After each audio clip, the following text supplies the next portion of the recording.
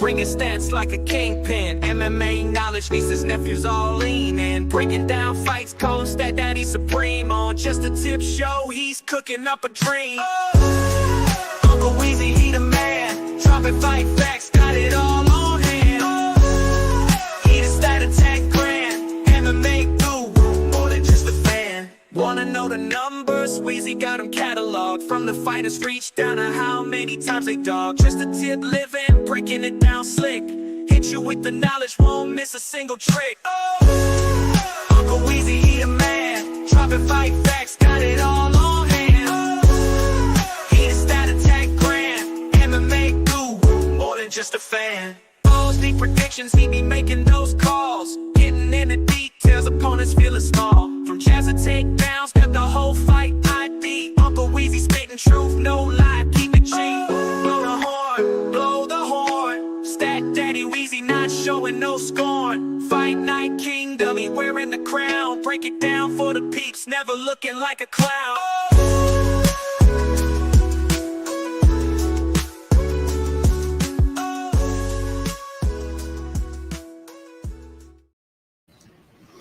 Oh, yes. What's going on, everybody? It is Friday afternoon. We just had the weigh-ins for UFC Vancouver, headlined this Saturday night by Ranier de Ridder and Brendan Allen. Looks like everybody made weight. Looks like everybody's good. And we are going to we're going to be talking about all 14 fights on this card. Is it 13 or 14? I've already forgotten. But we got a lot of fights to break down. And what I'm going to do today is do a quick full card breakdown for you guys. I'm going to give you guys my dog pick of the week, Uncle Weezy's ass shaving of the week, and we're going to finish up by giving you guys a Greasy 4-leg parlay with some meat on the bone. We hit a couple weeks ago. Last week, we came up a little bit short, looking to make it 2 out of the last 3. So, yeah, we've got 2, 4, 6, 8, 10, 12, 13 fights on this card to break down. I hope everybody's doing well. I'm hoping everybody is ready to stack cashed tickets like flapjacks for UFC Vancouver. If you want to support my work, if you want to get access to some of the stats, betting models, fight write-ups, stat sheets, Discord access, tracked bets access, check out the link in the description of the video for the Odds Shopper $25 a month probability stats and content package. Best way to support my work, and it's the best way to cheat off of somebody who does a ton of work breaking down these fights, not only stats-wise, but tape-wise, trends-wise, strength of schedule. There's a bunch of really great information that goes into the product that I give out every week on oddshopper.com. So if you want to support my work, the link is in the description of this video. Give that a click and help your Uncle Weezy out. And now I'm going to help you guys out by giving you guys a full card breakdown here, where we're going to talk about all 13 fights, which are coming up tomorrow on this UFC Vancouver card, which is headlined by Ranier de Ridder and Brendan Allen.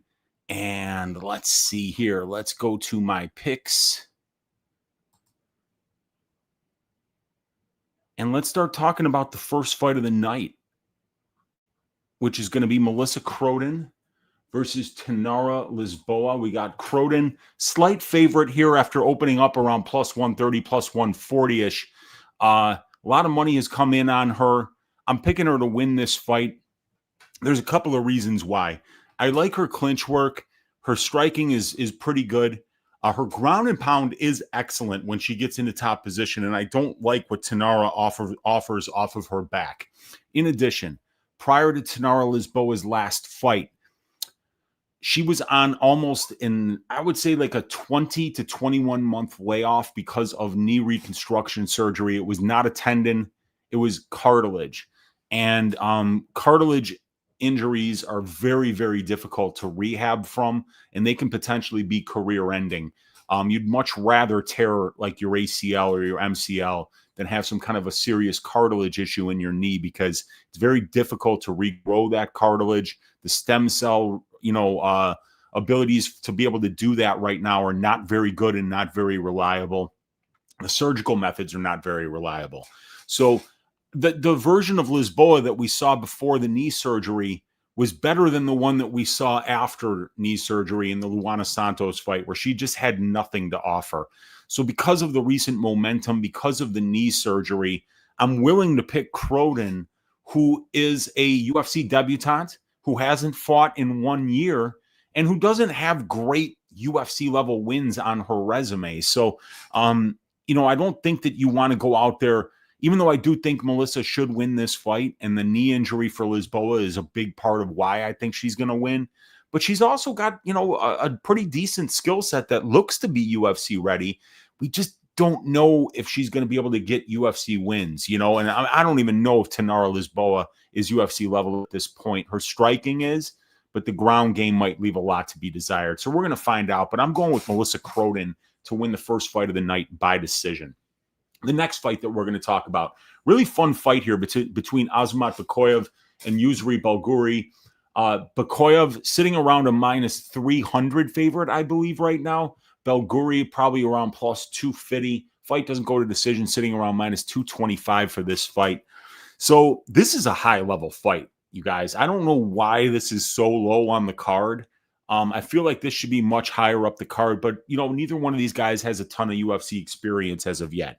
With Bakoyev, you got a guy who's had 2 UFC fights, but he's finished them both in the first round, so it's kind of hard to know what, a full 15-minute fight at the UFC level is going to look like for Bakoyev, but we've seen him go to decision a few different times in LFA, and we've seen him go 5 rounds, actually, in the Dylan Budker fight, in the Lucas Fernando fight. So, and even the fight before that, I believe, in LFA, that he won, that got him the title shot against Lucas Fernando, I believe he won that fight by decision as well. Bakoyev is somebody that is going to pressure constantly on the feet, and I don't think Belguri is going to like that. I think if Bakoyev was more of a patient striker and he didn't pressure as much, I not only might have a bet on Belguri, I might even pick him to win. But Bakoyev's constant forward pressure, I think, is the perfect type of style and game plan to deal with what Belguri does very well. And he's an elite kickboxer. The guy is 6'5". He's got great length for the division. He's training with the right people over in Danbury, Connecticut, with Alex Pereira, Glover Teixeira. So we know that this guy is already a high-level kickboxer. We know that Glover Teixeira was already able to take one high-level kickboxer and turn him into an MMA champion. And now he's got another chance to do it with Belguri. But this is a very tough stylistic matchup because Belguri is not going to get the space that he needs to get his long-range weapons off because of Bakoyev's forward pressure. And I don't think he's going to be able to throw as many kicks for worrying about getting those kicks caught and being dumped onto his ass. Belguri does have very good takedown defense, but once you get him down, you're going to be able to keep him down. So I could see Bakoyev finding a finish on the mat if he's able to get to a dominant position, if he's able to get takedowns. I could also see him kind of winning minutes in the clinch and with some top time where he never really gets to a dominant position, but he kind of makes Belguri defend constantly throughout the fight. So I like Azamat Bakoyev to win this fight. I like him to win it by decision, and that decision prop is a pretty good, pretty high-level number here. Let me just get it for you guys here real quick on my fight write-up, where we talk about the trends for both fighters, where we talk about the strength of schedule analysis. We talk about how these fighters win and lose fights. We talk about reasons to bet on and against both of these fighters. In the summary, Bakoyev by decision was priced around plus 265. I think it's a very interesting number. Before the first 2 fights in the UFC where he finished dudes in the first round, and before the Chauncey Foxworth fight where he got that late second round knockout, you do see that Bakoyev was winning a lot of fights by decision, and I think that it's going to be difficult to take down Belguri. So I think that Bakoyev by decision at plus 265 has got a decent amount of value this week, and it's something that I don't have a tracked bet on yet, but it might be something that I add a little bit later on today. But yeah, the pick there is Azamat Bakoyev to win by decision. The next fight, Stephanie Luciano is a minus 280 favorite over Ravenna Oliveira at plus 240. Fight doesn't go to decision, sitting at plus 200 for this fight. There is no way that my money is getting anywhere near this fight for 3 reasons. Ravenna Oliveira has no tape, so we've only seen her fight once. The only other tape of Oliveira comes from 2018 and 2017, her first 2 fights as a professional. Then you don't see any tape available of the next 5 opponents that she beat, who had 1 win between the 5 girls that she beat. She beat some nobody that's an 8-6 striker, wins a championship in some organization that I've never heard of, and then gets her UFC contract. Why? I have no idea. You know, like how some of these girls get signed is completely unknown. There is nothing on tape for Mick Maynard or Sean Shelby to say, yeah, we got to sign this girl to the UFC. So Ravenna Oliveira shouldn't be here in the first place. She looked okay in her fight against Lisboa, which was her UFC debut. That fight was 2 years ago, you guys.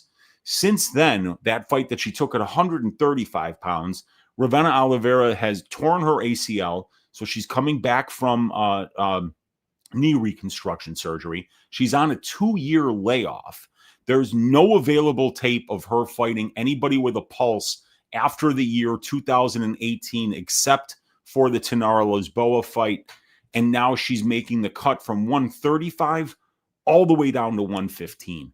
So I am not ready to lay minus 300-ish on Stephanie Luciano, because I don't think that she's really going to be able to separate to that degree to where I'm going to be comfortable laying that kind of juice on her. And on the other side, Oliveira is a complete unknown.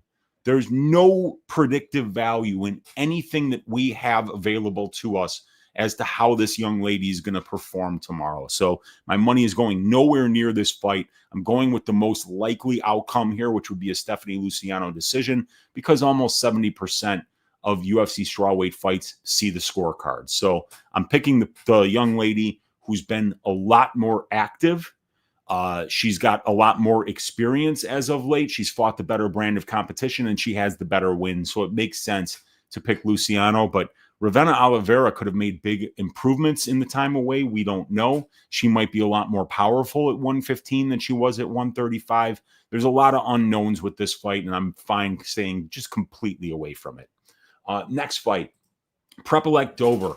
This is going to be a real banger, you guys. Kyle Prepelec, the Canadian, plus 330. This is his second UFC fight since being cut like way back in like 2019 or something like that. I know he fought Austin Hubbard and somebody else. He's got an 0-3 UFC record. He took the Benoit Saint Denis fight a couple of months ago on less than 1 week's notice. He was already training for a fight that was going to happen the day that he fought Benoit. So it wasn't like he didn't have a training camp, but he wasn't preparing for an opponent the level of Benoit Saint Denis. So obviously, you know, Kyle's UFC return did not go well. Prior to then, he knocked out 3 guys in a row, but I mean, they're nobodies. So it's really hard to know how Kyle's going to perform against somebody like Drew Dober, who has, you know, well over 20 UFC fights, an absolute pile of experience, not just as a professional, but at the UFC level against some of the best names in the lightweight division over the last 10 years. So Drew Dober is a true veteran of the sport. He's a very solid kickboxer. He's always been known for his durability. That durability is starting to wane. And I feel like Drew Dober is a lot like Vicente Luque, who we've seen kind of be a lot less reliable after the brain bleed, after the fight against Jeff Neal. He just hasn't been the same. The ability to take damage and not be afraid to get hit is a huge thing that you can have. It's a great quality to have as a fighter. If you are durable and you're not afraid to get hit, you can kind of drag opponents into those wars where you're going to want it more than they do. And Drew Dober, because that was always his style, he was never the most skilled mixed martial artist. This is not a guy that's going to take you down and submit you. This is usually not a guy that's just going to sleep you with one shot. He's going to kind of drag you into that swamp, you know, make the fight dirty, take a lot of damage, give a lot of damage, and then see how much you want it. And right now, I'm seeing Dober get knocked out by guys that I would never have thought would have knocked him out 2-3 years ago. Guys like Frivola, guys like Manuel Torres. He's getting launched all over the ring, even in fights that he's winning. So if I can't count on Drew Dober's reliability anymore, I simply can't bet on him. But this is a massive step up in competition for Kyle Prepolek. He's never beat anybody that's even close to the level of mixed martial artist that Drew Dober is. So it's hard to back either guy. But I feel like the smartest play here, because Drew Dober is not known for being a submission artist, like a lockdown grappler, and because Drew Dober's chin is failing him, and believe me, Drew knows. Drew knows that it's just not holding up like it used to. So I could see Drew going to the wrestling here because that is a weak spot in Kyle's game. And if he does do that, I don't think he's going to be nearly as likely to finish this fight as he would if he was on the feet, standing and banging, trusting that chin, knowing that Kyle Prepolek has never been knocked out as a professional. If I'm Drew Dober, if I'm Drew Dober's coaches, I'm saying, hey, let's stand and bang. Let's stand and bang. Let's get this guy planting his feet and throwing heavy. And then let's go underneath, get a double leg, put him on his ass, keep him there for a minute and a half, bank some rounds.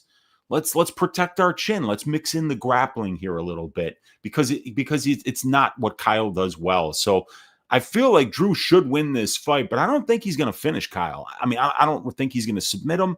And I don't know if the power is still as deadly as it was maybe 2020, 2021 when Dober had a few less miles on the engine. But I think Drew Dober by decision is a pretty good look this week. And I know that the decision prop for Dober, let me see here, at plus 240, it's something that my model thinks is very fairly priced, and it's underpriced according to the long-term trend of the division by about 11.5%. And when you take Drew Dober's 13 UFC wins, Kyle Prepolek's 3 UFC losses, and combine them and then adjust it by Drew Dober's implied win probability, you get a bet that should be priced around 26%. The Drew Dober decision prop at plus 240 is priced around 29%. You're going to see at least 3% VIG in any good prop bet anyway. So plus 240 Drew Dober by decision is a fairly priced bet that I think is a much better way to bet on Drew, whose money line is sitting at minus 440 right now. I'd much rather predict that he's going to protect the chin, mix in some grappling. And if that's the case, I think decision's a lot more likely. So Drew Dober by decision is the pick for that fight. Next fight, we got Danny Left Hand to God Barlow going up against Jordan Santos. Barlow, a pretty big favorite here at minus 300. Santos, the plus 250 underdog. Fight doesn't go to decision here, approaching 65% at minus 180. I'm going with a Barlow decision, but I kind of like the overs for this fight. Danny Barlow is making the move up from 170 to 185. He looked really good on the scales. And he's going to actually be the taller guy, the longer guy in comparison to Santos here. But I don't know I'm not sold on Danny Barlow yet. The UFC performances have been okay thus far. A win over Josh Quinlan. Danny looked good in that fight. But since then, I just haven't, the Veretennikov fight, I wasn't seeing it.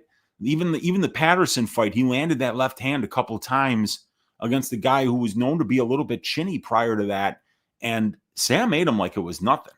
So I'm kind of wondering if the power of Danny Barlow is going to translate up at 185.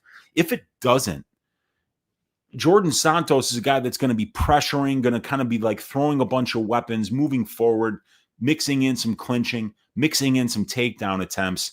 I think this fight's going to go over. I don't see a lot of finishing upside on the Santos side, but he could get a finish because the only time we've seen Danny Barlow lose, he got knocked out by a former 155er. So I don't know if Barlow is going to be durable up at 185.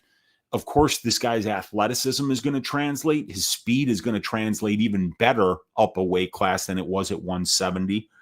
But I still think he kind of has a lot to prove. So I think the most likely path is going to be a decision where he kind of just outpoints Jordan Santos at range. Maybe there's a lot of clinching in this fight.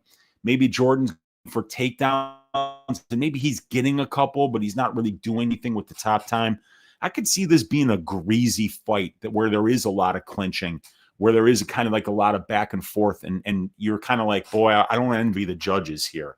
So in my opinion, the money line side here is definitely Jordan Santos. No way I'm laying minus 300 on Danny Barlow. I don't think he's got a clinch game. I don't think that he's got a grappling game.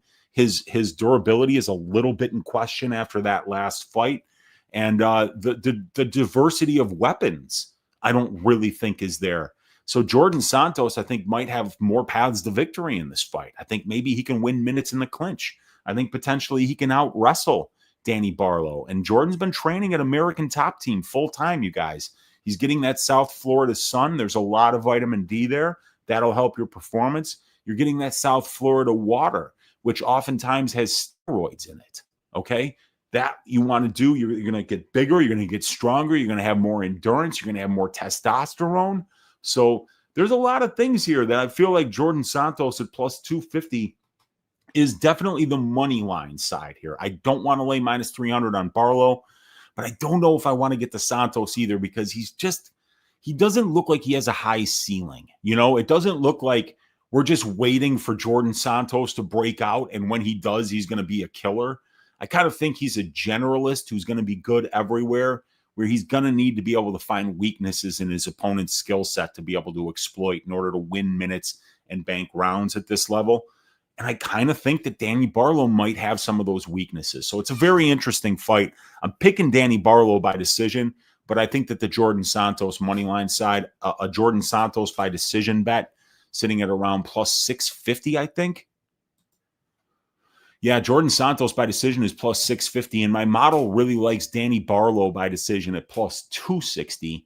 And I like the overs in this fight. The over 1.5, the fight goes to decision. I think these are good looks for this one. And yeah, the pick is going to be Danny Barlow by decision. Next fight that we're going to talk about is going to be Bruno Silva going up against Hyun Sung Peace of Mind Park. We got Silva, plus 185 underdog. Park is the minus 220 favorite, and the fight doesn't go to decision here. Pretty hefty for a flyweight fight at about 60% implied with a minus 150 number. So I'm going with Silva here. Not impressed by Park. I think he still has a ton to prove at this level. I don't like these road to UFC guys. They come off of a very soft regional scene. A lot of these guys are undersized for the division. And the striking generally does not hold up at the UFC level. Hyun Sung Park does his best work when he can get to his opponent's back. And when he gets to his opponent's back, now he's got a chance to finish the fight. If Hyun Sung Park isn't on your back, he's mediocre at best everywhere else. Offensive and defensive wrestling, mediocre at best. Striking, mediocre at best. Cardio, mediocre at best. You know, like moment winning ability, mediocre at best. Bruno Silva, I think, is the better offensive and defensive wrestler. I think he's got way better Brazilian jiu-jitsu than Hyun Sung Park. He's got a lot more power on the feet. So once these cage doors close, I think Bruno Silva is the much better fighter. The problem is that before the cage doors close, you're looking at a 35-year-old Bruno Silva who's always been undersized for the division, who's lost his last 2 fights by knockout, and who's taking a lot of damage in his fights. So there could be, you know, like Bruno Silva's old, the career trajectory is heading lower, the momentum is slow. Hyun Sung Park is not even 30 yet. His career trajectory is headed up. He's got a little bit of hype on his name. And, you know, I think that he's got more to gain by winning this fight than Bruno Silva does. So those are all the reasons to bet on Park. But in order to get those reasons on your side, you have to lay minus 220 on a guy that just hasn't shown anything in the cage. You know, the Carlos Hernandez win was just a bizarre performance by Carlos. He made like one of the dumbest mistakes that you could possibly make. These guys, you know, like they were clinching and Carlos just turned his back on him. Gave up his back, and then Park just jumped on it and finished the fight. I don't know what Carlos was doing there, and it cost him his job. Like, they literally cut the guy after that performance because it was like, you know, just inexplicable what he did there. Bruno Silva's not getting his back taken by this guy. And I mean, I don't think that Hyun Sung Park brings anywhere near the kind of power that Cody Durden does, that Josh Van does, that Manel Kopp does. These guys that Bruno's been in the cage with recently would run a train on somebody like Hyun Sung Park. So yeah, I like Bruno Silva here. You know, if he can beat the fact that he's old, if he can turn around this career trajectory and momentum with a good performance in this fight against somebody that's just frankly not on his level in a lot of areas of MMA, I think Bruno is going to be a very good look this week. I've got a 1.5 unit bet on his money line at plus 200, and I'm considering a finish only prop because Bruno's the much more talented moment winner in this matchup. Finish only prop sitting better than plus 200 is a very good look in my opinion as well. But yeah, the pick is going to be Bruno Silva, and I think he's going to knock this fool out in the second round.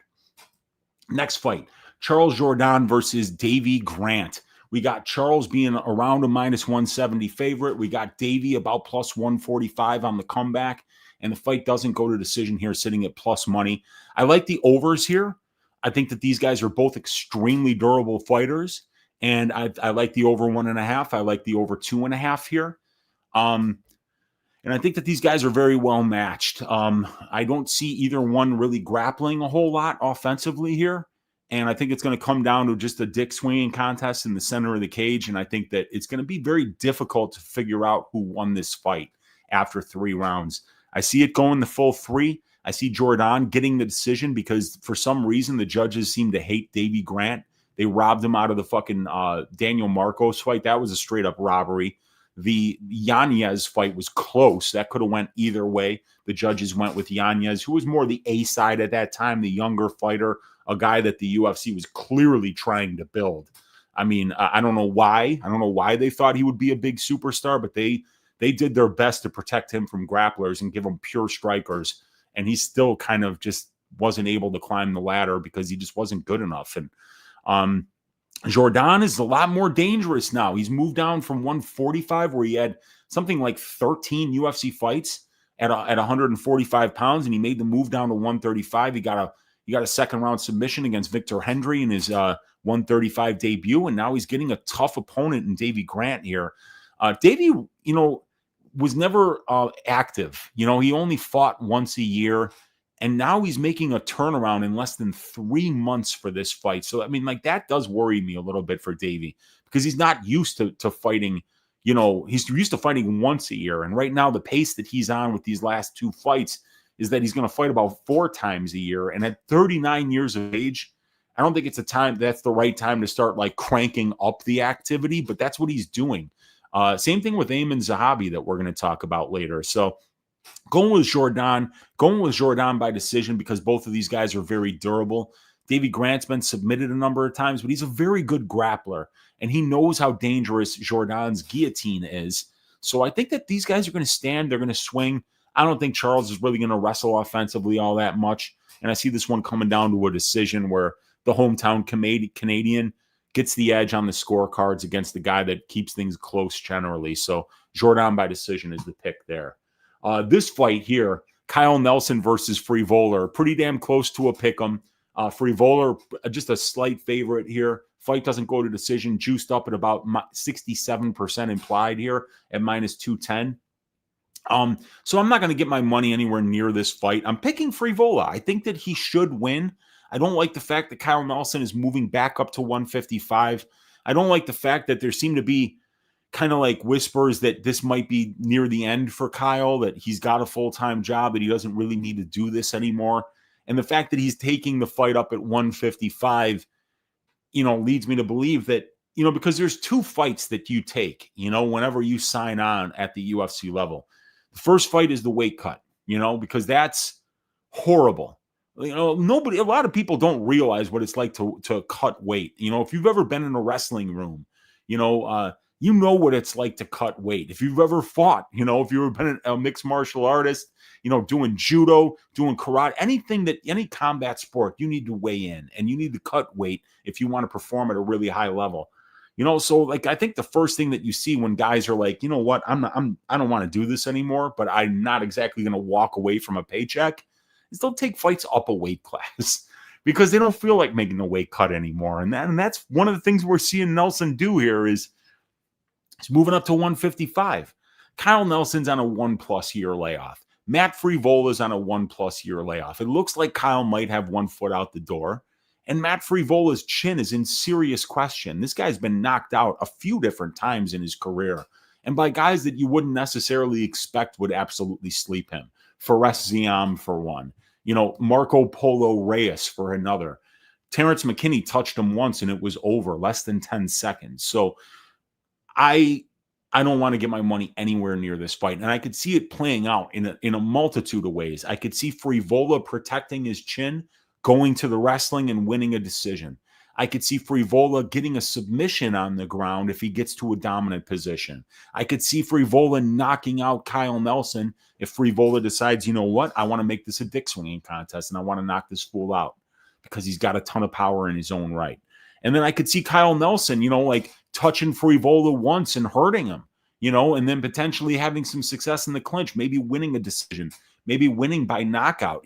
Kyle Nelson by knockout is one of those props that, like, once you've seen somebody knocked out 4 different times, that's something you need to attack as a prop. How a fighter wins a fight is a very important part of the capping process, but how that opponent of fighter A loses fights can sometimes be an even bigger indicator of what props to chase. So this fight is a fight that I could see playing out in so many ways. You got 2 guys on 1 year plus layoffs. You've got some narrative issues behind both guys that make you question, their durability, their health, their commitment to the sport right now. So I'm going with Frivola. I think he's going to get the finish. I think he's going to find a knockout. But my money won't be going anywhere near this fight. But that's the cool thing. It's like sometimes these fights that are going to be bangers, like this one should be, it's fun sometimes not to have any money on it. You just kind of get to, all right, now I don't have to root for any of these guys. I just get to root for a really fun time, a really fun fight. And I think these guys are going to give us that. They do tend to be people that really go after it when the cage door shuts behind them. So, yeah, fun fight here. Picking Frivola, KO1 for that one. Cody Gibson, Orichi Lang. Gibson's a pretty big favorite here at minus 184. And Cody Gibson's got a 3-win and 6-loss UFC record. So at 38, 39 years old, which is how old Cody is in the bantamweight division, I don't really think that I can back him here at juice. Orichi Lang, training over at Fight Ready, been around the UFC for a while, put on a couple of really fun fights at 125, moved up to 135, and he's got good size for the bantamweight division as well. He's got power on the feet. He's got a fairly well-rounded MMA skill set. He's trained for a couple of grapplers in Munoz and Raul Rosas Jr., so he's used to wrestling heavy game plans on offense. So I think that this is kind of going to be a greasy fight. I don't want my money anywhere near it. I don't want to lay juice on Cody Gibson. I kind of feel like if Gibson got the job done and I took the dog shot on Orichi Lang, I'd be like, come on, dude, what the fuck were you doing? You didn't have to have money on this fight. So since I don't have to have money on this fight, I'm not going to put money on this fight. My pick is going to be Gibson decision, but, I wouldn't be surprised if Orichi Lang won a close decision here. I could see this fight potentially playing out pretty close. But, yeah, I do think Gibson is maybe just as good, if not better, a striker than Orichi Lang. And he's more likely to get takedowns in top time than Kwai Lang is. So, going with Gibson here, but no bets on this fight. Next one is going to be Manon Fiorot, minus 225. Jasmine Jazz the Vicious, the fighting pride of Canada, plus 190. Fight doesn't go to decision here, sitting at plus 275. I'm going with a Fiorot decision here. I think that there are 3 acceptable bets for this fight. Manon Fiorot by decision, Jasmine Jazz the Vicious money line, and the over 2.5 rounds. I think that these ladies are very well matched. Jasmine's takedown game, she's going to have to show some open mat wrestling here. I don't think the body locks, I don't think the cage wrestling is going to work against Manon. She's too big, she's too physical to kind of just get out muscled by somebody in those positions. If you can get in on a single leg or a double leg in the middle of the cage against Manon, if you could catch one of her kicks, put her on her ass in the center of the cage where she can't use that fence to kind of stand back up because she's so physical, that's where I think you can get her down and win some minutes. So I predict that Manon's going to win this fight. I predict that she's going to win it by decision, but I think that the margins are going to be very slim. So I don't want to lay minus 225 on her money line. I think laying like minus 130-ish on her decision prop is a lot more palatable because I just don't see her finishing Jasmine Jazz the Vicious. Jasmine, I think Fiorot's got a big striking advantage here, but Jasmine keeps improving in that area. And whenever you're fighting a wrestler as dangerous as Jasmine, it's going to make her opponent kind of take her foot off the gas a little bit in terms of how much offense you can throw. You have to worry about kicks getting catched, and then maybe getting dumped on your ass. You got to worry about, them ducking under your strikes to get in on your hips on a double leg, all that stuff. So I think that this fight is going to play out close. So I think the Jasmine Jasdavicius money line at plus 190 has got a lot of value there, as does Jasdavicius by decision at plus 335. The over 2.5 rounds sitting around minus 400 is a decent parlay piece this week. But what I think is going to happen here is that Manon is going to be a little bit too physical for Jasmine to win too many minutes in the grappling exchanges. Kind of see the fight taking place a little bit like Tracy Cortez versus Jasmine, only I see Manon doing more damage on the feet and maybe Jasmine having just a little more success in the wrestling than she did against Cortez. But I think it's going to play out close, and I think Manon's going to get the nod on the scorecards here. We got Marlon Vera going up against Ayman Zahabi. Marlon's still a slight underdog here. Zahabi minus 130, the favorite. Fight doesn't go, sitting at plus 240. I like the overs here, but I'm a little bit worried about the Vera side just because he's been on a 1+ year layoff. There was a rib injury that caused him to have to pull out of a fight. So Marlon's had a rough stretch lately. I think he's lost 3 of his last 4 fights. He's on a 1-year layoff, and he's just been starting so slow. He just shows no urgency in the cage at all. It looks like he just doesn't want to be there, and that's never the Marlon Vera that I was used to seeing. He doesn't even look like he wants to hurt his opponents anymore. So I don't know what to think of this guy. But like Ayman Zahabi, he keeps winning these fights on these razor thin margins, and there's no grappling upside from this guy. He's gonna box, and he's not the most urgent, it doesn't throw the most volume. And I think that the more volume he throws, the better it's going to be for Marlon, because Marlon kind of likes to be in the pocket, changing, exchanging blows, figuring out who's got the better chin. And I mean, Marlon Vera has the better chin. He's got phenomenal conditioning, phenomenal durability. He's got a ton of heart, but he just doesn't show urgency.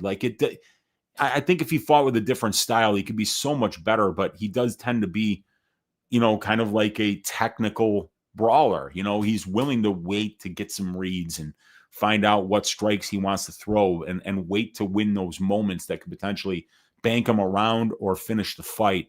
But against Ayman Zahabi, I don't think that's going to work very well, because Ayman is just very well coached. He's a very talented minute winner. He takes very little damage, and he knows how to kind of just win those 10-second increments of the fight. Win these 10 seconds, win the next 10 seconds, and know how far you're ahead, and start to either put your foot on the gas or take your foot off the gas and start to defend, a little bit more. I think Ayman's the more defensively sound fighter. I think he's the more patient and effective minute winner here.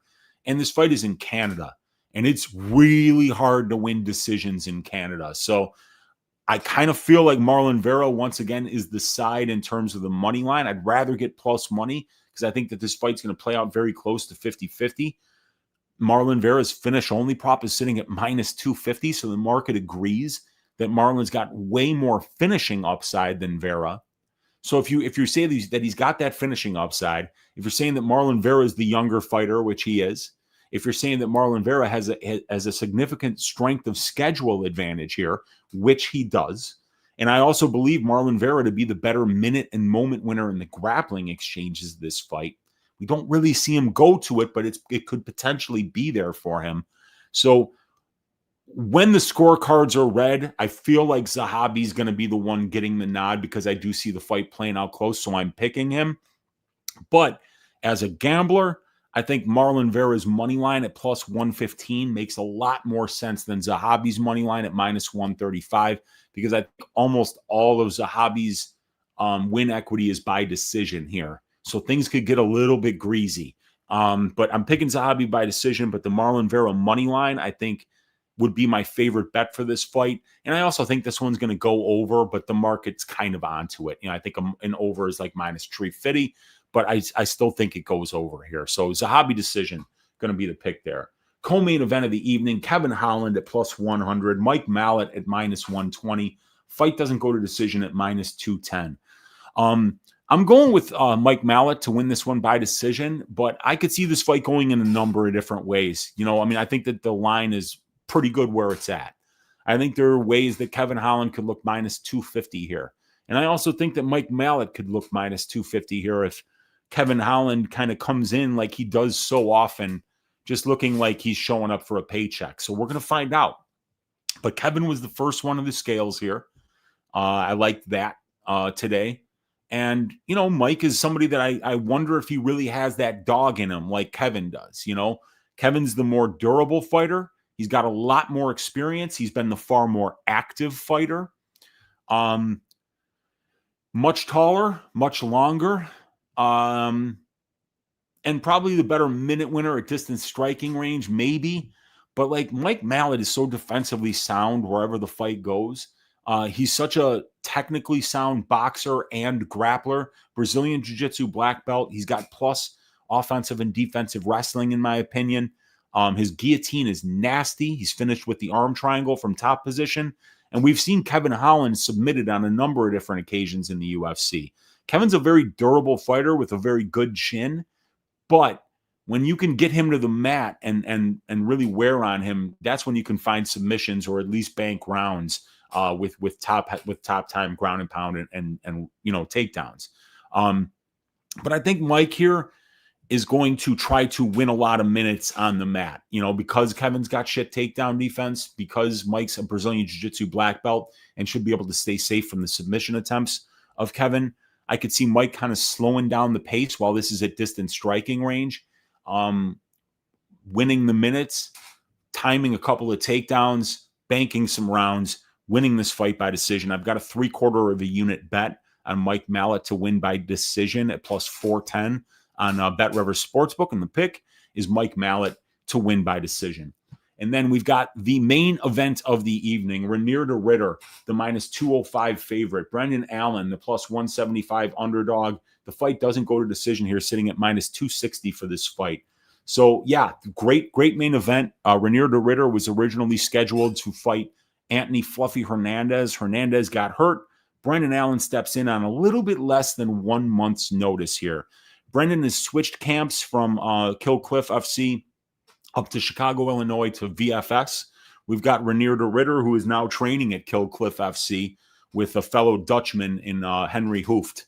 So Rainier made the move to South Florida, so he's getting that good South Florida water, that South Florida vitamin D, the water that's just chock full of like really potent steroids. And yeah, he looks the part, man. He's huge for the division. He's a dominant, shutdown grappler when he gets into top position. And even though he's kind of clunky and unorthodox and not technical at all at distance striking range, he's a big, strong dude. And he's kind of figured out, like most big fighters need to start fucking figuring out, you use your knees, dude. Those are massive weapons for tall, long fighters. And when you can start those putting those step-in knees there to not only protect against takedown attempts for your opponents, but really back them up into the fence and do damage. Now that Rainier has figured that out, I don't think he's going to have to spend a lot of time at distance striking range. I kind of feel like he can just maraud into range, clinch up, start throwing knees, start putting you backwards into that fence. And then once he has you there, Rainier might not be the best freestyle wrestler, but with his size, with his physicality, with a judo black belt, once this guy gets you in the clinch, man, he could start with the trips, the sweeps, the reaps, the throws, and those are very effective ways to get your opponents down to the ground. When you're hitting solid judo throws, you don't wind up in guard, man. You wind up in side control. You wind up in half guard. Sometimes you wind up right in mount. There's a lot of really good ways. So I like everything that de Ritter is offering right now. Really great win last time out against Robert Whitaker. Showed that he could go the full 5 rounds. He won rounds 4 and 5 of that fight. Really an eye-opening performance. Brendan Allen is a solid fighter. He's well-rounded. He's got above-average striking. He's got above-average grappling. He's got a phenomenal UFC record of 13-4. Tons of experience, and he's still very young. So this guy could still be making improvements. And now that he's moved up to VFS, there's good chances that he's going to be getting different looks with different training partners, rounding out his game, adding a little bit more to the skill set. But I think that this is a really tough matchup here. I mean, I think Renier de Ridder is about as close to a light heavyweight as you can get in the middleweight division. And I always think that Brendan kind of does his best work when he can find success in the grappling exchanges. If he has to rely just on his striking, I don't find him to be nearly as reliable. And against Renier de Ridder, where he's going to be out physicaled, where I think Renier de Ridder is going to be probably the more likely fighter to wind up in top position because of standing grappling exchanges. And because I think Renier de Ridder is the more dominant submission grappler, I'm picking him to win this fight. I think it could be a clinch knee knockout. I think it could be a ground and pound knockout. I even think it could be a standing knockout, like we saw Renier knock out Gerald Mearshart at the end of round 1, where Gerald got saved by the bell. So yeah, I think that there's a number of different ways here, but Renier de Ridder by KO, Renier de Ridder inside the distance, Renier de Ridder money line. I like all of it, and I also like the unders in this fight because Renier leaves some openings, so I could see Brendan landing something huge and maybe getting him out of there. So I definitely do like the unders here, but I'm pretty confident in the Renier de Ridder side. So there you go. We did the full card breakdown. We broke down all of these fights here. The Bootsy Collins Memorial Dogs Are Barking pick of the week here is going to be Bruno Bulldog Silva. That money line at plus 185. You know, like I say, I know that Bruno Silva is the older fighter. I know that the career trajectory is headed lower while Park's career trajectory is headed higher.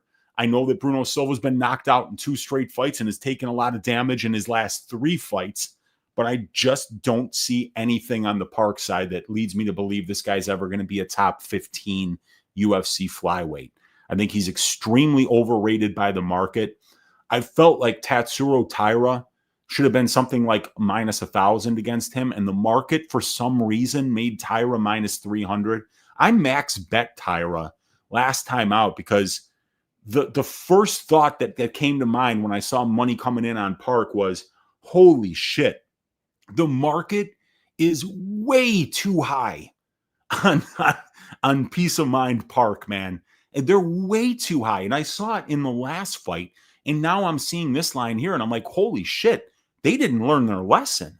You know, this guy went out there and did absolutely nothing against Taira, and I know that this is a step down from Taira, but he did nothing. He offered no resistance, nothing at all. So, I mean, if you think that Bruno Silva's not going to beat Carlos Hernandez, if you think that Bruno Silva's not going to beat Sunguk Choi or Shannon Ross or any of the other bums, Jeremiah Sirigar, I mean, Bruno Silva could beat those 4 guys in one night. So I think that Hyun-Sung Park's got a ton to prove, you guys. I got 1.5 units on Silva's money line. I'm probably going to be adding 1 more unit on his finish-only prop, or might be sprinkling a little bit of the KO prop. But Bruno Bulldog Silva is your Uncle Weezy's Bootsy Collins Memorial Dogs Are Barking pick of the week, which brings us to Uncle Weezy's ass shaving of the week. Who's going to win? Who's going to win violently? And who's going to do it at a price that is actually good enough to bet? And I'm not picking a lot of finishes here, you guys, but I am picking somebody that I think is just at this point on the right career trajectory and looks to be somebody that is going to be fighting for gold very soon, and that is Renier de Ridder. I'm looking for him to shave the ass of Brendan Allen. Brendan Allen's a damn good fighter, but I don't like that he's taking this fight on short notice. And I'm not exactly sure what part of MMA Brendan is going to really go out there and look way better than Renier. One of the things that bothered me about the Allen side this week is when you see these striker versus grappler matchups, and I mean, like, normally you wouldn't call this a striker versus grappler because I think Brendan's a better grappler than he is a striker. But when you see Renier is 2 inches taller than him, he's 4 inches. He's got a 4-inch reach advantage. He's a southpaw. going up against an orthodox fighter in Brendan Allen. So you've got all those measurables advantages on the Ranier de Ritter side, much more physical of a fighter. And then I look here at these stats, which are available on the probability stats package. What percent of Ranier de Ritter's octagon time is spent at distance striking range? It's only 49%. So he's taking his fights into grappling positions at a very high rate, at a much higher rate than what the average is for the division. And for Brendan Allen, it's the exact same thing, 48%. So it's not like I can count on Brendan Allen to keep this fight standing for 80% of the time and win minutes and bank rounds at distance striking range without getting tired, without having to stuff takedowns, without eating knees in the clinch. So while I'm a big fan of Allen and I think he's a very good fighter, I think that this is a solid matchup for Ranier de Ritter. I think it's an easier fight than his last fight against Robert Whittaker. And Ranier got awfully close to finishing Whittaker in the second round with those clinch knees to the body. And I think that he's going to have a chance to do that against Brendan Allen. I'm picking Ranier de Ritter to shave the ass of Brendan Allen and knock him out in round number 3. Now, let me get a sip of water here. I'm going to give you guys my Greasy 4-leg parlay for this week. And then I'm going to talk to you guys in the chat. So if you have any questions for me, like any bets that you're thinking about making, any parlays that you're thinking about making, put them in the chat now so we can discuss them after we're done picking out the 4 legs of this week's Greasy 4-leg parlay, which we're hoping to hit 2 out of our last 3 and really start running up some money on these bookies. All right, you guys. So let's get all 4 legs. We're going to be doing it on Bet Rivers Sportsbook this week. Leg number 1, this is the leg that's going to juice our parlay up. It's going to make it greasy, but this is a Greasy 4-leg parlay, and that's why these 4-leg parlays aren't coming up to plus 100. That's why they come out to plus 700 or something. So we have to find some plus money spots or some even money spots. And the one that I like this week, and we're going to start off with, so we're going to try to get the toughest leg out of the way right away, is the fight goes to decision for Jordan Santos versus Danny Barlow.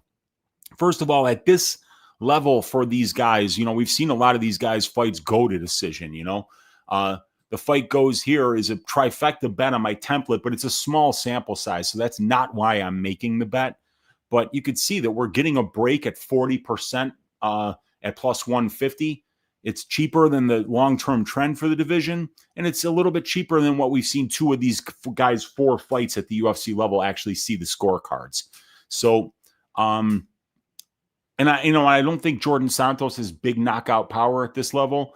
And I think that Danny Barlow, while he does have knockout power, he's not at 170 anymore. So I don't know if that's going to translate up here at 185. And Jordan Santos is somebody that I see go to clinch a lot and look for takedowns a lot on the regional scene. So I do think that he's going to be mixing in the grappling here. It's going to be a greasy fight. And my model likes the overs here. I've played the over 1.5 in something else, but we're trying to make this as greasy as possible. The fight goes to decision at plus 150 is going to be the first leg of this parlay. So we get that plus 150, and now we can take some legs that are a little bit, easier to hit, right? So the leg number 2 that we're going to play is going to be the Charles Jourdain, Davy Grant over 1.5 rounds. That is sitting at minus 420 right now, the magic number. And that is on Bet Rivers Sportsbook. So I'm going to go to fight lines here. Over 1.5, minus 420 brings this 2-leg parlay up to plus 210. And when we look on my betting model here for this one, you could see that 12 of 15 fights for Charles Jourdain and 12 of 14 fights for Davy Grant have went over 1.5 rounds. So in a 29 fight sample size, we're seeing about 83% of their combined fights go over 1.5 rounds. We're paying about 81% on this line at minus 420.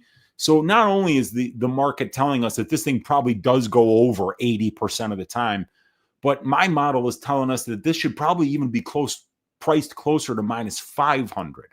So the point of getting some of these parlay pieces, not only ones that are juicy enough that we think they're going to hit most of the time anyway, whether or not we're getting any value, this is one where my model is seeing some value here. So I figure why not shoot that in there at minus 420. It brings our 2-leg parlay up to plus 210. Leg number 3. We're going to get something that I think is Manon's basically only path to victory in this fight. And the market has her, I think, correctly, approaching 70% win probability here. And I think actually 72%. And I'm taking her decision prop, which is minus 143, to get it to a little bit better price. That brings our 3-leg parlay up to plus 427. I think Jazz Davicius is live, like I said, but I still think at the end of the day, what people are going to say is, God damn it, it was always Manon Fiorot by decision. She's going to win the minutes at distance striking range in this fight. If she didn't, it would be shocking. And we just saw Manon in her last fight look really good in the clinch. I think she might even be better in the clinch than Jasmine. So, and if you guys don't think that she can, out physical fighters, I would recommend going and watching Manon Fiorot's professional debut fight, where she fought a really tough grappler in Leah McCourt. That fight was at a 138-pound catch weight. And we saw Leah McCourt looking for takedowns constantly in that fight. And what we saw was Manon tagging her up on the feet and getting back up every time that she got taken down. And that was her first professional fight, which was several years ago. She's been improving on that. She's a Brazilian Jiu-Jitsu brown belt. She's extremely physical for the division. And I think she's going to win this fight, even though Jasmine at plus 190, I think, is a really good money line bet this week. I still think that Manon's going to get the job done. So 3-leg parlay now up to plus 427. We need one more leg left, and we want it to hit. So it's got to be Uncle Weezy's ass shaving of the week, Rainier to Ritter money line at minus 200. That is our 4th leg of the parlay here. And that brings us up to plus 690 here on Bet Rivers Sportsbook. We're looking to cash this one, make it 2 out of the last 3. And we're hoping that RDR can bring this home for us at minus 200 and cash this greasy 4-leg parlay. Guys, if you haven't hit that thumbs up already, hit it, please. If you haven't left me a comment down below before, do that. The algorithm loves that. That helps me make an extra 25 to 50 cents every month on YouTube. What else do I need you to do? Subscribe to the channel if you could too. That would be great. But what I'd really love is if you click that link in the description of my video to the probability stats and content package, which is going to give you access to my stats packages, which have the individual fighter stats, the matchup stats, the over-under and prop betting models for every fight on the card, the fight write-ups where we talk about trends, strength of schedule, how fighters win and lose fights, reasons to bet on and against each fighter, summarize it, pick best bets, pick the fight.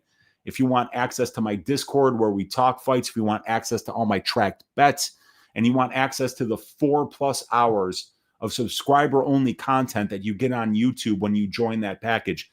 2.5-hour show that I did on Wednesday night called Balls Deep Breakdowns, where we spent 2.5 hours breaking down all the relevant parts of these fights.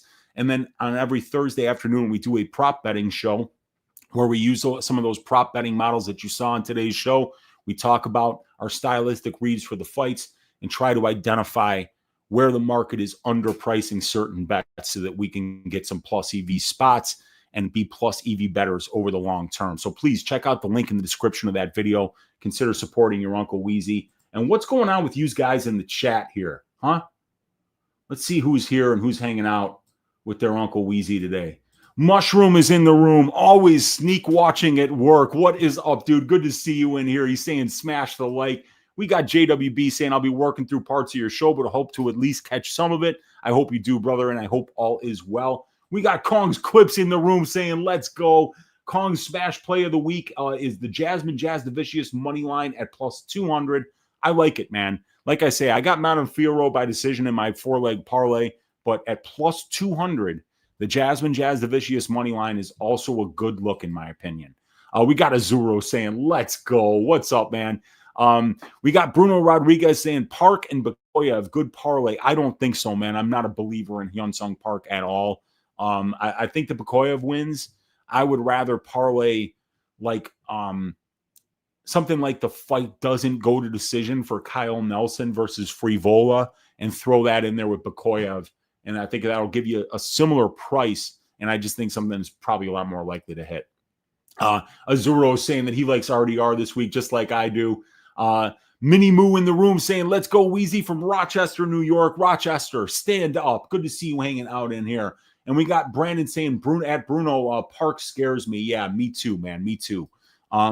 Bruno betting against Bruno. It's funny. You are betting against Bruno Rodriguez. Don't do it, man. Brandon saying also, oi, what's up, Brandon? Good to see you hanging out in here, man. That's one of my odds shopper people. We got another odds shopper person right here, Roger Base Afflicted, saying, Weezy. What's going on, Roger? It's good to see you hanging out in here. Blue Eye Samurai agreeing with me here, saying that a shot on the Bruno odds might be worth it. I agree. Let's go, fellas, as another odd shopper individual here, Space Biscuit. We got Bruno saying, yeah, Park scares me too. I think he got it, though. We got Christian Navarez saying, oh, for all three of those guys. We got Blue Eye Samurai saying that he thinks Nelson smokes Frivola. Nothing would surprise me in that fight. You could tell me it turned out to be a 9-round fight that came out to a draw, and I'd be like, yeah, I figured that would happen. I have no idea what's going to happen with Frivola and Nelson, so I'm staying completely away from it. We got Christian saying the theme song is a banger. I agree, man. My guy Matt from the Golden Octagon YouTube channel made that for me. Beat is a banger, says Olajuwon. We got Mini Moo saying, oi. We got Bruno saying Mallet gets takedown. I think so. I think he will get one takedown at least. Forrest Daniels in the room. Question, Uncle Weezy, where did oi come from? I feel like it's important because you open every video with it. I don't even know where it came from. Like one day I did it. I just yelled oi because I felt like it. And then I remember going over to my friend's place, and there were like 3 or 4 of my friends there that hadn't seen much of my content before. And I went to go show them like a story time with Uncle Weezy that I had told that was like a college story. And so we started the video, and, you know, when I yelled oi, and everybody in the room just started laughing. And they're like, where did you get that? Why did you yell oi like that? I'm like, I don't know. They're like, that's fucking awesome. You should start every video like that. That's what my friends told me. And I kind of agreed. I was like, you know, I kind of liked it, you know? So that's where it came from. I just did it one day and then happened to show my friends that video because of the story that I told, and wound up being a thing, man. We got Tiger Picks MMA in the room saying, let's go. Tiger Picks here and ready to listen to the GOAT. Appreciate you, Tiger. Let's get this money this weekend, dude. Live Dog saying, fucks up, Unk. I don't know why, but I'm not really excited for this card. Not a lot of great fights, in my opinion, but some pretty good bets. My Live Dog this week is Bruno Silva. Let's get it, Live Dogs. We're on the same page. Let's hope that we're right about Bruno Silva and he's not completely fucking washed, because if he's not, I think he can beat this dude.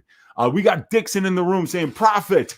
There was this big accident in front of where I work. 2 cars just crashed trying to make a turn in an intersection with no lights. So, of course, people be driving like barn animals. Yeah, dude, I mean, like, no wonder fighters keep getting hit by cars. I live in Chicago, man. I mean, I know what these streets are like. It's like every man for themselves out there. Some shit gets crazy sometimes. You got to keep your head on a swivel, keep your eyes open, keep your ears open, and try not to get killed out there, Dixon. Get the likes up, guys. This is great content. Appreciate you, Tiger. We got Live Dog saying, I'm definitely not doing this parlay, but I came up with the Fuck Canada parlay. We're going Holland, Firo, and Frivola. It could happen, man. I mean, Holland going to sell your parlay, says official VOR. Maybe, maybe not. I don't know, man. I kind of like that, dude. We got MMA Fan in the room saying, yeah, Holland getting finished. I don't know. I got Mallet by decision, but I did also a Canadian cycle parlay on this week's probability show. And it was Melissa Croden by KO. It's Mike Mallet by submission. And I think it's Ayman Zahabi by decision. That's what I think I did. Or was it Charles Jourdain by decision? Shit, I already forgot, but it came out to like 60-1. And, I think that sometimes you definitely do those whatever country you're in, you try to back the hometown fighters and see if you can parlay a few of them together. We got my guy Michael in the room saying the greatest capper who ever lived. Good to see you, Weezy. That is not true. I am not the greatest capper that ever lived. I'm trying to become one of the greats, and I'm definitely learning a lot as I go. But I will say this. I am the greatest statistician that exists on this YouTube space, the highest level math guy that goes along with having to build some of these models that's doing it out there on YouTube. I think I'm that guy. I think I'm the best stats guy out there, and I'm really learning and trying to improve every single year. But I appreciate you, Michael. You're one of my greatest supporters, and it's good to see you hanging out in here, man. I hope all is well with you, brother. We got Alexander saying, "Oh, what is up, dude?" We got McMuffin saying, "Let's go." We got Brandon saying, "Looks like Christina Ricci's less attractive sister." Are you talking about Tinora Lisboa there, man? That we got JMO saying he made it live. Appreciate you, Unks. You still have my vote for president in 2028. Yeah, we'll see. We'll see if we can get enough signatures on the petition to get me in that race, so that I can get smoked by all the globalist candidates. We got Moyes in the room saying Croton round 3 KO. Don't mind that at all. I think Croton KO is actually a cheeky little look this week. We got Bakoyev moneyline says Tiger. Yeah, I don't like Bakoyev this week. I think it's a tough matchup because of the constant forward pressure that he brings. Maybe even finds a sub. Dude, he's got like 8 wins by sub, Tiger. So I could see that, especially taking this guy that is primarily a kickboxer down to the mat. He could find his way to dominant positions and potentially get a finish.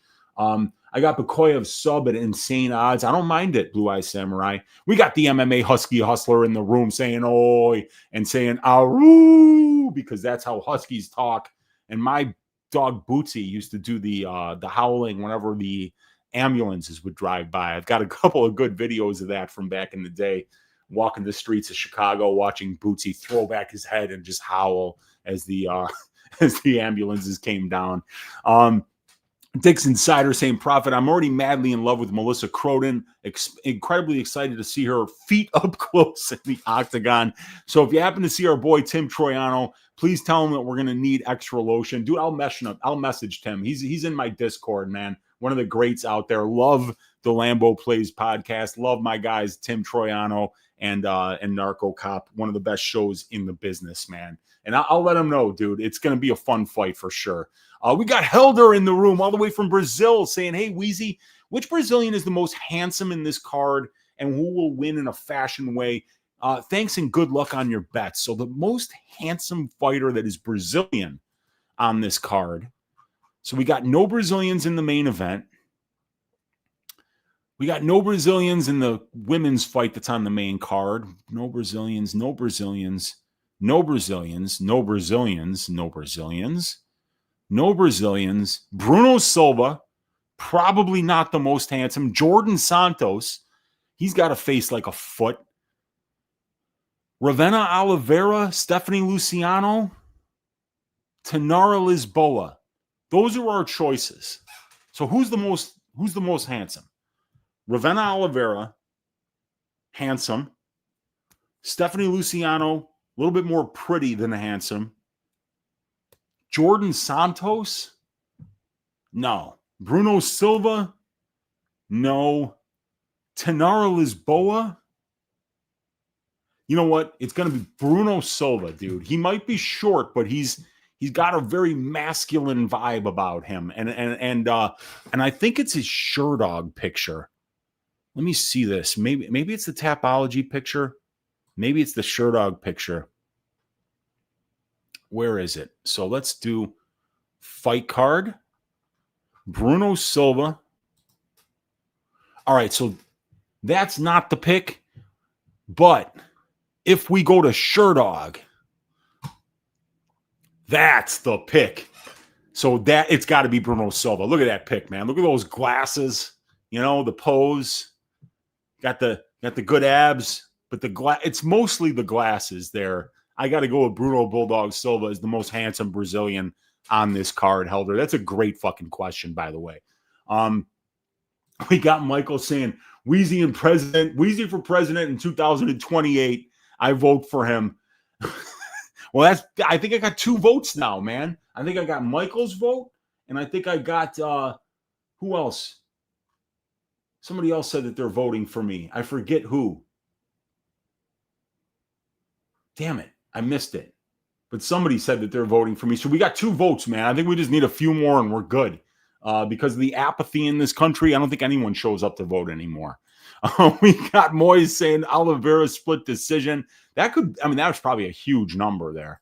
But does Luciano like staking votes? It could be. It could be. She's a pretty big favorite here, so you never know, Brandon. We got hilarious Luciano 3027 says MMA fan. Yeah, probably, man. Probably. Kyle Prepelec decision or knockout. Yeah, I could see both potentially happening. He's not subbing anybody. But yeah, I think that's the way to go if you're going to play him. Mushroom saying what's up to Moyes. Moyes saying what's up to Mushroom. Brandon saying really like Dober by sub decision at plus 125. Prepelec is durable. I like that too, actually, because I told you I like the decision prop, but we've seen Prepelec get subbed a ton, so you never know. We got hey UncleWeezy, Dober at minus 440 is crazy in this economy. Oh, I couldn't agree more. Yeah, like no way am I laying that kind of juice on somebody whose durability could potentially be completely shot. So I agree 100%, John. Barlow sucks, says Moisadio. I don't know if he sucks, but we're going to find out how he looks at 185, man. Santos decision out of volume, that's a potential outcome. I agree, man. Elijah One saying left-handed God, he loves them. We got 33, 36, 29 in the room saying, Uncle Weezy, your intro is the best. Truly appreciate you, 33. Thanks for hanging out with us, man. Let me get this up here and have that scrolling below. Right now, where are we? We got Moyes saying Barlow only has 1 weapon. Agreed. Yeah. And he's saying good lucks with that. And then the one weapon that Moyes is talking about is that straight left hand, man. It is a very good weapon. But, if you're only offering 1 weapon and people know that, they're going to be able to train for that, and they're going to be able to find ways that they can frustrate you potentially. And we'll see if Jordan Santos, with that American top team coaching corner, can come up with ways to stay safe from that left hand. We got Mirage. He's saying he likes Cheeto Vera here. I like the money line side too. I think it's the best bet in terms of that fight. I like the overs there, but I like the Cheeto Vera money line as well. We got Nick in the room with the Gallagher brothers there saying Barlow has the most accurate nickname after Marab. Yeah, dude, the machine is the best because that dude is literally a machine. And then I think that, Barlow does have one of the best nicknames in the game for sure. We got Exclusive Oro in the room saying, "Oi, yes, another Odds Shopper member there. Appreciate you, brother. Park sucks. Bruno head kick KO. I hope you're right about both, man, because if that happens, I'm going to make some money this week." We got Space Biscuit saying, for how hard Silva hits, the KO is juicy. Love it. I know it. Like plus 650, it's a big number, dude. The only bet I feel somewhat confident in is fight doesn't go to decision. Got it at minus 143. I think that's a lot better. Or no, I think it's maybe minus 150. Let's see here. My model is showing minus 150. You got a little bit better price than that. And at minus 143, my model loves that as well, John. 7 of 9 Bruno Silva fights at the UFC level have finished inside the distance. All 3 of Hyun Sung Park's UFC fights have finished inside the distance. That's 83.33% of a 12-fight sample size. So definitely something that my model likes. The only thing that I don't like doing is I don't like laying juice on flyweight unders because flyweight unders only come in about 44% of the time. So we'll see, man. But the analytics and the previous and even for me, like the stylistic components of the fight, I'm picking violence there. So minus 150 isn't a bad look for me. Jourdain jumps and gets Gilly in round 3 after 13 minutes of a 50-50 fight. And if that happens, we cash the over 2.5 in this week's Stop the Violence parlay, Space Biscuit, and we cash it. And then we also have a chance to cash the Take This Job and Shove It parlay, which does have a Jordan sub in it at plus 800. The High Owl in the room saying, "Oi, what is up?" He's saying, yes. We got my guy Paul is in the room saying, "Hey, Weezy, Aru, are you the Husky Hustler, dude? Is that you, Paul? Because you're always saying Aru like you have a Husky, And then I've got the MMA Husky Hustler in here as well. I'm just wondering if you're the same person. We got Space Biscuit saying fight ends by KO. Not a bad look here. I agree. What's up, Uncle Weezy in chat says, H. Gore, we're doing good here, man. I hope you're doing well. We got the Cubster in the room. Get Weezy to 50 likes, y'all. What are we doing? Are you a Cub fan, Cubster 2024? I am a Cub fan myself. I hope you are too. We got Elias it's Caravacos, Dicanis Elias saying, let's get it, Uncle. Love from Greece. Love right back to the most beautiful country in the world, Greece. The country that gave us so many gifts to modern civilization. Love Greece. It's just absolutely gorgeous. Chalky Bet saying, thinking a decision-only bet on Frivola at minus 115. Decision only, huh? Frivola. Yeah, I mean, that could work. I don't mind that. And then that way you say to yourself, if the chin is completely shot and he gets killed, I don't lose anything. I don't mind the chalky bets. Yeah, like hit that. Yeah, let's see it. And then go give your Uncle Weezy money, says Space Biscuit. And I agree with him. You should give your Uncle Weezy money. You should give your Uncle Weezy money now. And you should do it by clicking that link in the description of the video by taking you to the probability stats and content package, so that you can cheat off your Uncle Weezy going forward, because cheaters always prosper.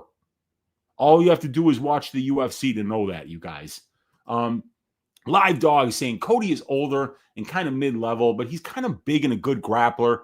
Aori Kwai can't grapple well or stop takedowns. Cody should win this, says Live Dogs MMA, and I'm picking him to win. I'm just not getting my money anywhere near it, and I'm going to enjoy the fight with no money on it, Live Dogs.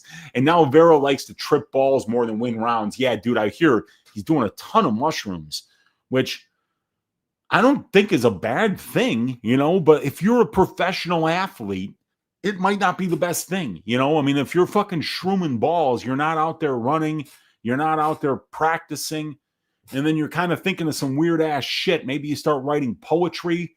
I don't know, man. There's a lot of different ways it can go once you start eating psychedelics on a regular basis. So we'll see how it works out for Marlon. We got Benino saying, just got off work. So far thinking of parlaying Danny Barlow's finish only, but I don't know this week, really. Yeah, the finish only, not bad. I think Jordan Santos, if he wins by decision. But the problem is that in Barlow's only loss, he's been knocked out. And now that he's moving up to 185, that leads me to believe that the durability might be a little bit in question. We got Space Biscuit saying, over 2.5 goes the distance if you don't want to pick a winner. There you go. Allen versus Ritter, Silva versus Park, Mallet versus Holland, Barlow versus Santos, Dober versus Prepelec. All don't go to decision. I don't mind that. I'm picking Barlow by decision. I'm picking Mallet by decision. And I'm actually picking Dober by decision, but I could obviously see all three of those fights finishing inside the distance as well. So I like the first two the most. I think the most likely one after that would probably be Mallet versus Holland, then Dober versus Prepelec. I think Barlow versus Santos has the most chance of going the distance. The over 2.5 is a parlay piece, says John. We got putting it out there because I got a gut feeling that Zahabi's going to TKO Cheeto with a spinning elbow, because of course it's the year of the spinning elbow. I know it's crazy. Yeah, that's a weapon that a lot of people are using now, and it's very effective, and it finishes fights. So you're going to see more and more people using it now. It would be insane, LOL. And Cheeto's chin is fucking solid. Yeah, it is. And he's saying, hear me out. According to the narrative, Cheeto is finally allegedly going to come out hot in round 1 and start early. And if that's true, Zahabi knows, and Cheeto's going to walk right into it. And it's a potential, that's a potential possibility, but I still think Marlon is one of the most durable fighters in the division. But I don't care how durable you are. If you get hit square with a spinning elbow in the temple, you're going down. You think that elbow lands harder than Sugar's knee did? Yeah, that is crazy. Plus 1,200. Yeah, that's crazy, because him eating that knee was nuts. I guess it's worth a sprinkle, says Space Biscuit. Yeah, O'Malley couldn't even finish Moutinho. Yeah, Herb had to step in. Yep. Small poke. We got my guy Dan Have to Battle in here saying, smash the like button for my Uncle Weezy. Truly appreciate you, Dan. Always love watching your content. Hope all is well, brother. We got Bean Egg saying, yes, he did, Dixon. We got Space Biscuits in. I still can't get the sound out of my head from rewatch Cheeto eating that knee. I remember the one that kept me up at night was, remember when Cyborg Santos got his knee, or got his skull broken by a knee? I think it was Michael Page that did it. And I remember when they showed that back, like the sound that it made was horrific. You could hear the skull splitting, breaking. Like it sounded like something hit something hollow and broke it. It was nasty, man. And we're saying, fuck yeah, Silva, let's go. He likes the dog pick of the week. We got Frank Turnup saying, love Silva in this spot too, potentially. We got Scott saying, and I'm a sharp better. I went 10 of 10 last week on men's fights. Nice work, dude. Tapology, Frank Turnup. You can follow Frank on Tapology at Frank Turnup. We got Scott saying, what is up? And he's saying, I'm absolutely nowhere in Spain watching this. Saying, but very happy to hear and see you, Weezy. I'm doing the Camino, but don't always have internet. Well, enjoy the walk, my man. You're going to have a great time in Spain. It's a beautiful country from everything that I've heard. We got Greenbad in the room saying, what's up, Weezy? What's up, dude? Good to see you hanging out in here. We got the W from the certified MMA fan. We got Space Biscuit saying Bruno Silva knockout plus mallet decision two-legger. It's millions of shekels. Yeah, I've got mallet by decision on a bet, and I think Bruno Silva KO is another great look. When I was watching Dravi last night, who stepped in on James's podcast, Lucrative, he gave out Jordan submission and Bruno Silva knockout, and it came out to something like 60-1, dude. And like it's a pretty cheeky parlay. I like it because my model loves the Jordan submission, and my model loves Bruno Silva KO as well too. So I think it's a very interesting look. T.O. Phillips saying max bet RDR. It wouldn't be a max bet for me because like there's something tricky about this. Like I feel like everybody in the world is on RDR, but this line isn't really running, and leads me to believe that there could be something going on there. But yeah, I mean, I think so. Max bet for me would be 5 units. As comfortable as I would be on the RDR money line would be about a 3-unit bet, I'd say, T.O. We got Scott saying, I'm very surprised to see RDR being that big of a favorite. I hope you're right. I hope I'm right too, man. We got, did you go to any sketchy raves in the 90s? So last night, I was watching the Contender series from Wednesday, and I was watching Wes Schultz's fight. And I remember they had this watch party. And I see on the bottom, it says Sun Prairie, Wisconsin. And I remember when I was in college going to a rave in Sun Prairie, Wisconsin. The rave got busted by the cops right after the Stickmen did their set. And it was a killer rave. It was a great time. But then it got after that happened and everyone kind of went their own ways, like different people went with different people. We were with some shady fucking people. I remember telling the dude I was with, like, we got to get the fuck out of here. I don't like this vibe at all.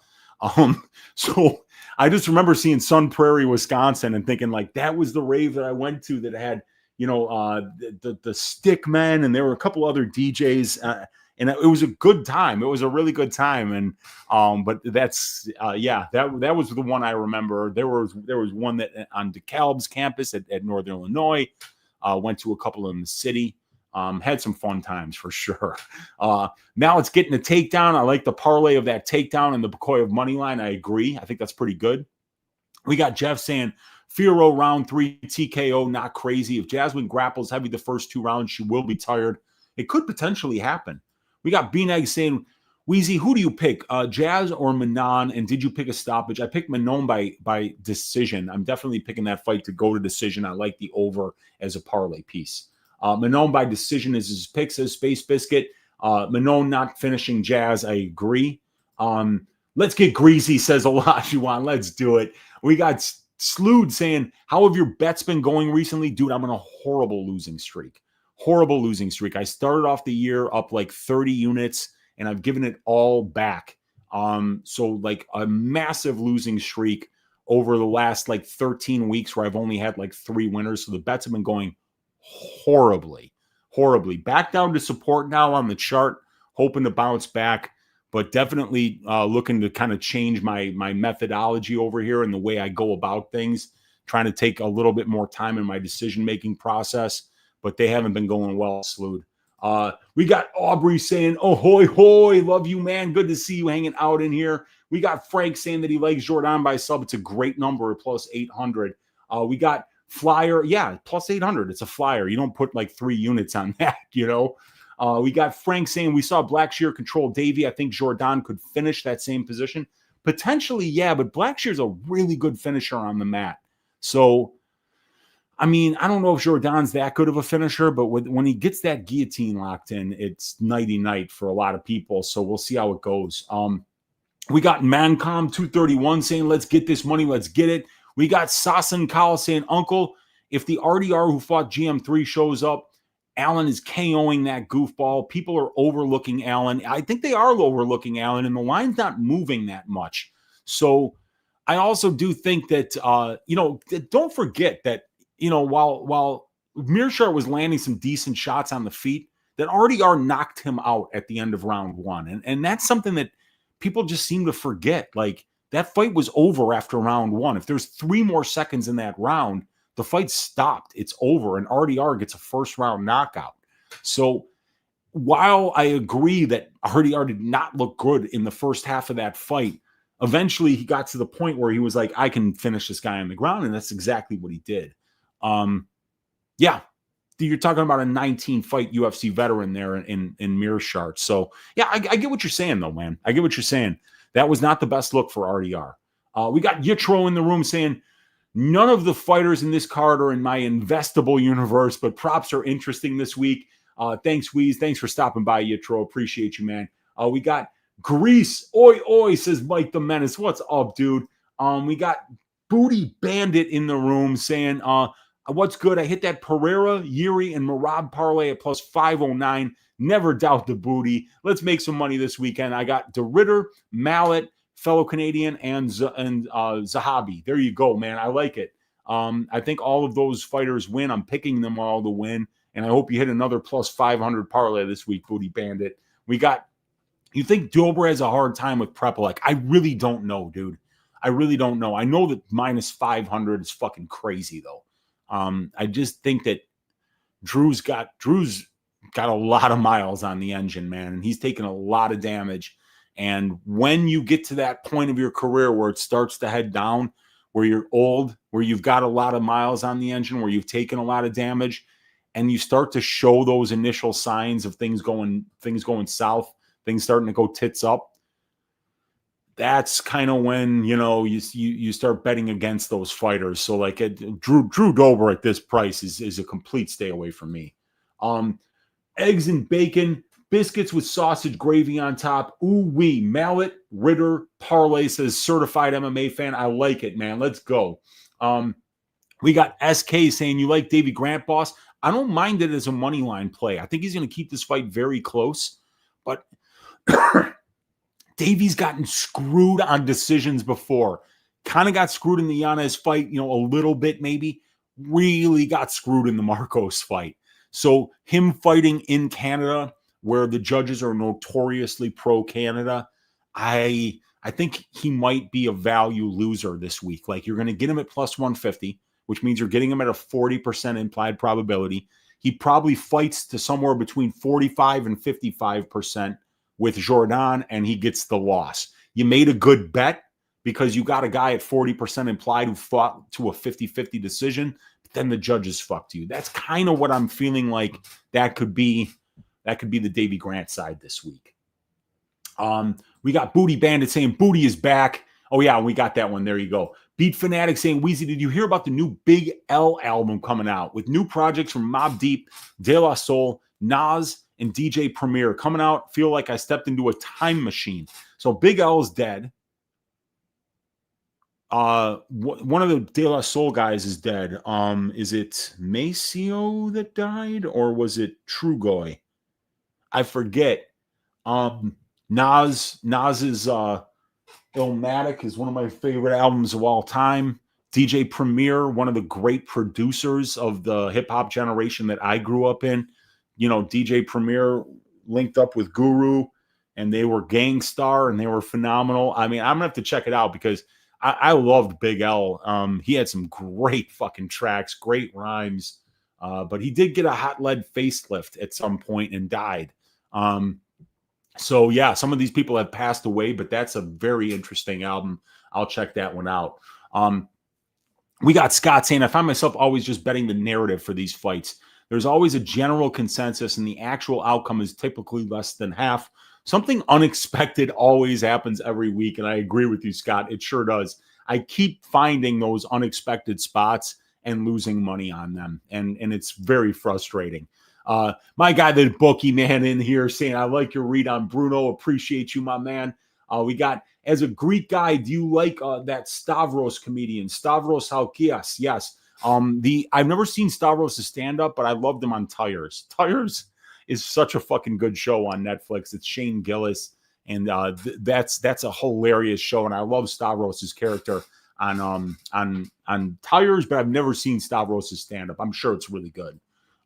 We got Space Biscuit saying that he's voting for me as well. We got Blue Eye Samurai saying that there's now 4 votes. This is like a snowball rolling downhill, you guys. I could be running the country here in a few years, and it would be something special, I think, for everybody, you know? I got Mallet Decision and Frivolar KO, just missing a sub leg. Any ideas?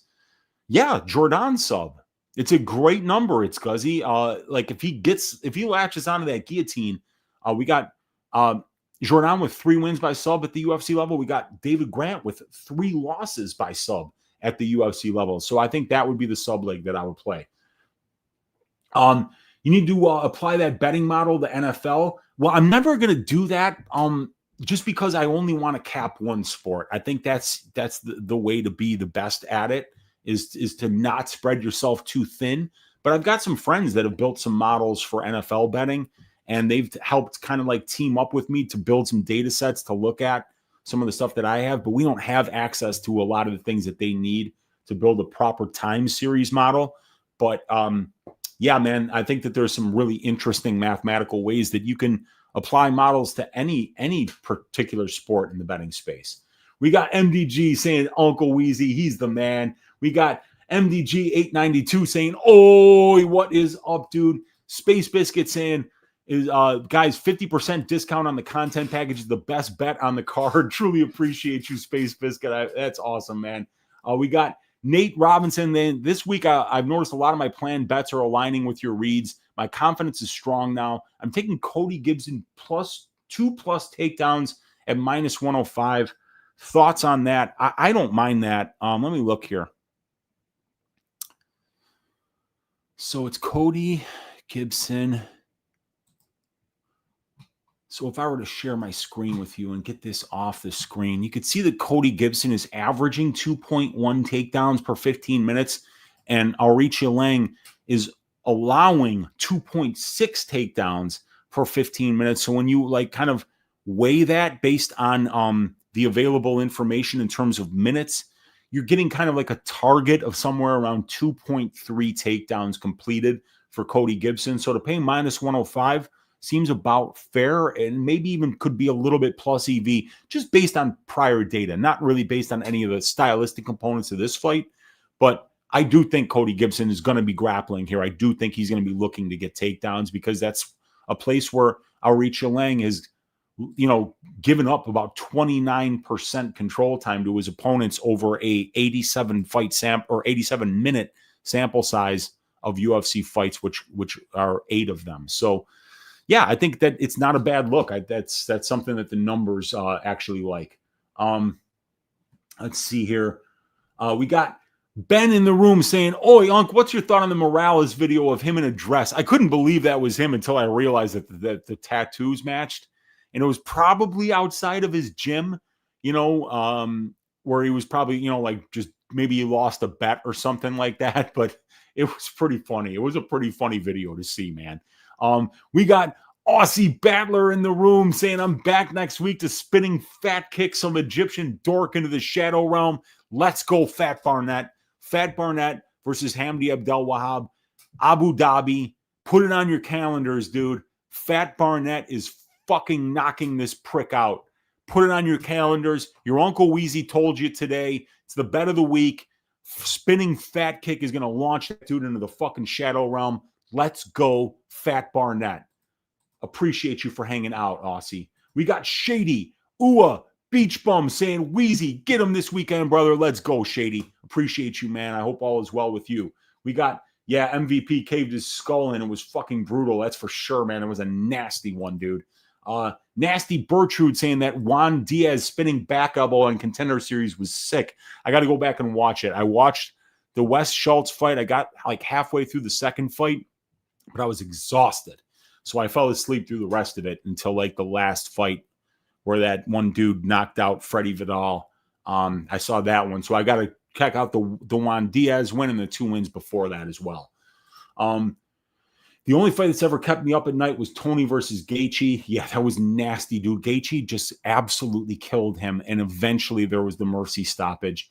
That fight made me seriously come to terms with the raw damage fighters take and how it affects the rest of their life. And I can't agree more with you than that, dude. I just woke up on the other side of the world on a Saturday morning. We'll go back and rewatch what I missed once this is over. Appreciate you, Nathan. We got the tasteful thickness in the room saying I have tons of underdog parlays. Alan, Prepelec, Bruno, and always fade the Ching Chong, Sung Park. There you go. Big cashes or big busts on this one. Plus 350 on a Prepelec on a faded Dober is a mistake, and I tend to agree with you, dude. I wish you luck on that. I think Prepelec's the side this week. Is the reason why Jazzy's fight is not the main event in Canada is because the UFC thinks that Manon is going to pipe her? I don't think so, man. I just think that, because it's only going to be a 3-round fight, obviously they're going to make RDR the main event here, and it was supposed to be RDR versus Fluffy. So now you know why that would have been in the main event over any other fight. So probably not. I think that fight is going to play out close, but Manon's going to get her hands raised. What made those people sketchy, Weezy? We were at a rave, and I was always like the kind of person that was like a weekend warrior, like once Thursday night kind of happened, all the way to Saturday night, anything went. I mean, like you could put just about any drug in front of me and I'd do it, These people, they look like they were doing heroin or something like that. And it was just something like that I wanted absolutely nothing to do with. And because you don't know them already, you're already a little bit like, and everybody's on drugs. So sometimes you get a little bit more paranoid than you normally would be, but they were fucking sketchy, dude. They were fucking sketchy. I will tell you that right now. I know we went to this after party and I saw a couple dudes in corners with spikes in their arms. And I was like, not my style, man. Not my style at all. We got Top Movies saying, oh, what is up, dude? We got Embrace Pain in the room saying RDR is a lock of the year. Don't think too deep about it. I like it. Nathan saying Cheeto finish only at minus 200 on one of my books. Would you recommend parlaying that or playing it straight? I expect it to push. So what should my plan be? I play it straight, dude. You don't have to parlay. I don't like parlaying finish only props, dude. Because you're going to push on them a lot of the time. It doesn't really feel like you need to parlay them because a lot of times it's just going to wind up being a one-leg parlay anyway. So I would just play it straight. We got Buto saying, Uncle, go the distance for sure. We got Embrace saying, do not put Cheeto Vera or Kevin Holland in any parlays. Well, they're around 50-50. So, I don't think many people, usually people parlay juice stuff. So, wrong text. Uncle, whose fight doesn't go the distance is the sure one. The best fight doesn't go to decision props, I think, would be something like the Frivola Nelson fight, the main event.